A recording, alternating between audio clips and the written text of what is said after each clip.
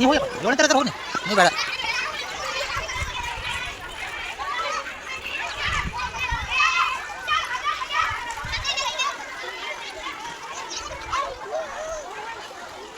ನೀರು ಕೊಡ ಹೋಗ್ಬಿಡು ಈಗ ಒಳಗೆ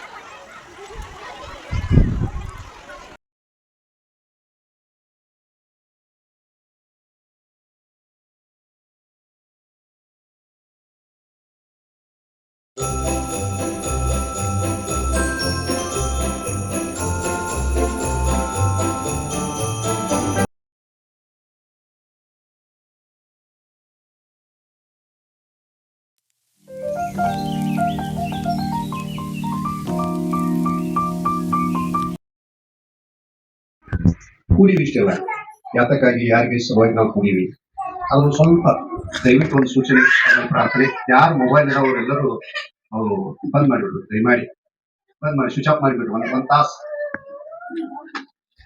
ಮಾಡಿದವ ಗಂಡು ಮಕ್ಕಳು ಯಾವ ತರ ಹಾದಿ ಬಿಟ್ಟಾರ, ಹೆಣ್ಮಕ್ಳು ಯಾವ ತರ ದಾರಿ ಬಿಟ್ಟಾರ, ತಂದೆ ತಾಯಿ ಕೆಟ್ಟ ಹೆಸರು ತರುವಂತ ಕೆಲಸ ಮಾಡಿದವ, ದುಶ್ಚಟಗಳಿಗೆ ಬಲಿಯಾಗತ್ತಾರ. ದಿನನಿತ್ಯನೂ ಕೂಡ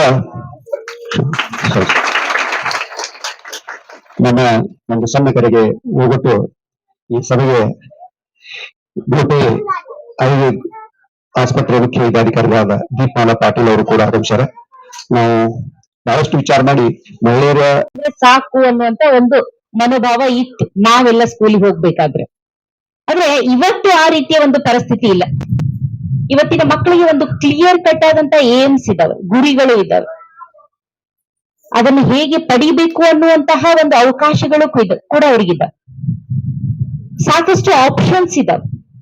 ಮೊದ್ಲು ಒಂದೂರಲ್ಲಿ ಒಂದು ಸ್ಕೂಲ್ ಇದ್ರೆ ಸಾಕಾಗ್ತಿತ್ತು. ಈಗಿಲ್ಲ, ಆಪ್ಷನ್ಸ್ ಇದಾವೆ. ಇದು ಬೇಡ ಅಂದ್ರೆ ಅದು, ಅದು ಬೇಡ ಅಂದ್ರೆ ಅದು, ಮತ್ತೊಂದಿಲ್ಲ ಅಂದ್ರೆ ಮತ್ತೊಂದು.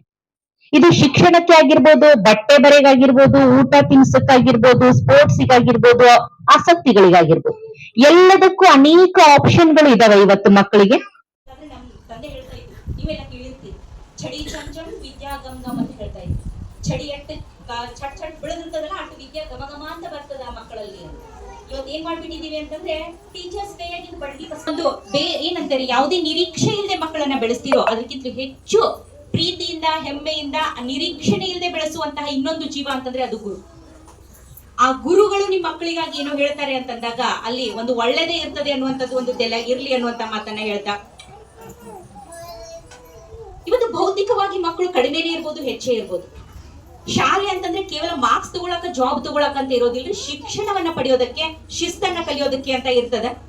ಇವತ್ತು ಶೈಕ್ಷಣಿಕವಾಗಿ ಅತಿ ಕಡಿಮೆ ಇದ್ದಂತ ಸಾಕಷ್ಟು ಜನ, ಅಬ್ದುಲ್ ಕಲಾಂ ಆಗಿರ್ಬೋದು, ಸಚಿನ್ ತೆಂಡೂಲ್ಕರ್ ಆಗಿರ್ಬೋದು, ಕಪಿಲ್ ದೇವ್ ಆಗಿರ್ಬೋದು, ಡಾಕ್ಟರ್ ರಾಜ್ಕುಮಾರ್ ಆಗಿರ್ಬೋದು, ರಜನಿಕಾಂತ್ ಆಗಿರ್ಬೋದು, ಇವರೆಲ್ಲ ಶೈಕ್ಷಣಿಕವಾಗಿ ಅತಿ ಉನ್ನತ ಸ್ಥಾನದಲ್ಲಿ ಇದ್ದವರಲ್ಲ. ಸಾಮಾನ್ಯ ಶಿಕ್ಷಣವನ್ನ ಪಡೆದ್ರು ಕೂಡ ಜೀವನದಲ್ಲಿ ಸಾಧಿಸಿದವರು.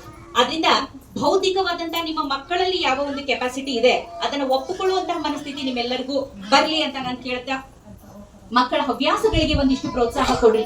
ಅವೇನೋ ಪೇಂಟಿಂಗ್ ಮಾಡ್ತಿರ್ತಾವೋ, ಡ್ರಾಯಿಂಗ್ ಮಾಡ್ತಿರ್ತಾವೋ, ಹಾಡ್ತಾವೋ, ಡ್ಯಾನ್ಸ್ ಮಾಡ್ತಿರ್ತಾವೋ, ಅವರಲ್ಲಿರುವಂತಹ ಒಂದು ಆ ಸೂಕ್ತ ಶಕ್ತಿಯನ್ನ ಹೊರಗೆ ಹಾಕೋ. ನಮ್ದು ಒಂದ ಜವಾಬ್ದಾರಿ ಇರ್ತೈತಿ. ನಾವು ಮಕ್ಕಳಿಗೆ ನಾವು ಯಾವ ರೀತಿ ಕಲಿಸ್ತೀವಿ ಅನ್ನೋದ ಬಹಳ ಮುಖ್ಯವಾಗಿರ್ತೈತಿ. ಅಂತ ಒಂದು ಒಳ್ಳೆ ಶಿಕ್ಷಣ ಕೊಡೋದ್ರೊಂದಿಗೆ ಇಲ್ಲಿ ಒಂದು ಒಳ್ಳೆ ಸಂಸ್ಕಾರವೂ ಕೂಡ ಐತಿ. ಅದೇ ರೀತಿಯಾಗಿ ಇಲ್ಲಿ ಈ ಶಾಲೆಯ ಅಧ್ಯಕ್ಷರು ಕೂಡ ಪ್ರತಿ ತಿಂಗಳಾದ್ರೂ ಪ್ರತಿಯೊಂದು ಮಗುನ್ ಬಂತಂದ್ರೆ ಇವತ್ತಿಲ್ಲಿ ಟೀಚರ್ ಏನ್ ಹೇಳ್ಯಾರು ಏನಿಲ್ಲ ಒಂದ್ ಪ್ರತಿಯೊಂದು ಮಗುನ್ ಕೂಡ ಕೇಳಿ ಬಹಳಷ್ಟ ಜವಾಬ್ದಾರಿಯಿಂದ ಎಲ್ಲಾ ಮಕ್ಕಳನ್ನ ಕೇರ್ ಮಾಡ್ತಾರೋ. ಅದಕ್ಕಾಗಿ ಶಾಲೆಯ ಬಗ್ಗೆ ನನಗೆ ಬಹಳಷ್ಟ ಹೆಮ್ಮೆ ಇದೆ. ಇಷ್ಟ ಹೇಳಿ ನನ್ನ ಮಾತು ನೆಕ್ಸ್ಟ್ ಮತ್ತೆ ಯಾರಾದ್ರೂ ಹೇಳೋರಿದ್ರೆ ಸಜೆಷನ್ ಕೊಡೋದಿದ್ರು ಕೊಡ್ಬೋದು, ನಾವು ಸ್ವೀಕಾರ ಮಾಡ್ತೀವಿ. ಶಾಲೆ ಕಲಿತು ಚೆನ್ನಾಗಿ ಅಭ್ಯಾಸ ಮಾಡಿ ಈಗ 10th ಪಾಸ್ ಆಗಿ 92% ಮಾಡಿದ್ದಾಳೆ. ಶಾಲೆ ಬಗ್ಗೆ ನನಗೆ ತುಂಬಾ ಹೆಮ್ಮೆ ಇದೆ. ಹಾಗೂ 3 ಜನ ಮಕ್ಕಳು ಇಲ್ಲೇ ಕಲಿತು ಎಲ್ಲರೂ ಚೆನ್ನಾಗಿ ಅಭ್ಯಾಸ ಮಾಡಿ, ಎಲ್ಲ ಶಿಕ್ಷಕರು ಹಾಗೂ ಗುರುಗಳು ಎಲ್ಲರೂ ನಮ್ಮ ಮಕ್ಕಳಿಗೆ ಚೆನ್ನಾಗಿ ಅಭ್ಯಾಸ ಹೇಳ್ಕೊಟ್ಟಿದ್ದಾರೆ. ಹಾಗೂ ಮನೆಯಲ್ಲಿ ನಾವು ಏನ್ ಹೇಳೋದು ಏನಿಲ್ಲ ಅನ್ನೋದ್ರ ಬಗ್ಗೆ ಎಲ್ಲ ತರ ನಾವು ಕೇಳ್ತೀವಿ. ಆಮೇಲೆ ಚೆನ್ನಾಗಿ ಕಲೀರಿ, ನಾವು ನಮ್ಮ ಮಕ್ಕಳಿಗೆ ಒಳ್ಳೆ ಸಂಸ್ಕೃತಿಯನ್ನು ಕೊಡಬೇಕು. ಆಮೇಲೆ ನಾವು ದಿನಾಲು ಬೆಳಗ್ಗೆ ಜಲ್ದಿ ಎಬ್ಬಿಸ್ಬೇಕು, ಜಲ್ದಿ ಮಲಗಿಸ್ಬೇಕು ಅಂತ ಹೇಳ್ತಾ ಎಲ್ಲರಿಗೂ ನನ್ನ ನಮಸ್ಕಾರ.